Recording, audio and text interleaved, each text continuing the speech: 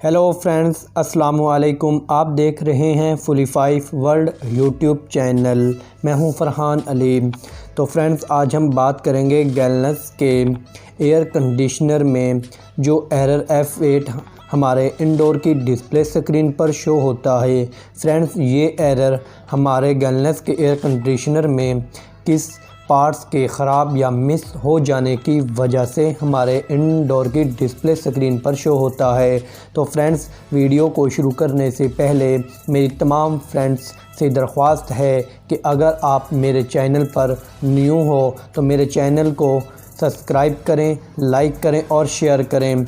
और फ्रेंड्स, साथ में बेल आइकन की घंटी को भी प्रेस कर दें ताकि मेरी हर न्यू आने वाली वीडियो का नोटिफिकेशन बर वक्त आपके पास पहुंच सके। तो फ्रेंड्स, हम अपनी वीडियो को आगे बढ़ाते हैं बिना टाइम वेस्ट किए। हाँ तो गाइज़, हमारे गैलनस के एयर कंडीशनर में जो एरर F8 का हमारे इंडोर की डिस्प्ले स्क्रीन पर शो होता है। तो फ्रेंड्स, ये एरर हमारे इंडोर में जो कॉइल टेम्परेचर सेंसर लगा होता है, फ्रेंड्स अगर उसमें कोई प्रॉब्लम आ जाए तो ये एरर शो होगा।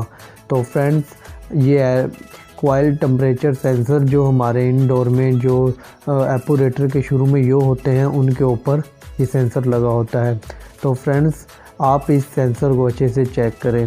तो फ्रेंड्स, अगर इसकी वायर कट हो जाए तो भी ये एरर शो करेगा, या फ्रेंड्स इसकी जो ग्रिप होती है वो लूज़ हो, वो अच्छे से पीसीबी किट में एडजस्ट ना हुई हो तो भी ये एरर शो करेगा।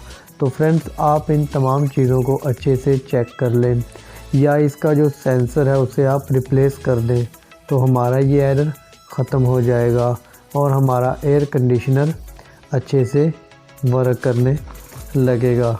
RECC के मतलब किसी भी किस्म की आप मालूमात चाहते हैं या आप RECC के मतलब किसी भी किस्म की मेरे से डिस्कस करना चाहते हैं तो फ्रेंड्स मुझे कमेंट्स करें, मैं आपके हर सवाल का जवाब कमेंट्स बुक में दे दूंगा।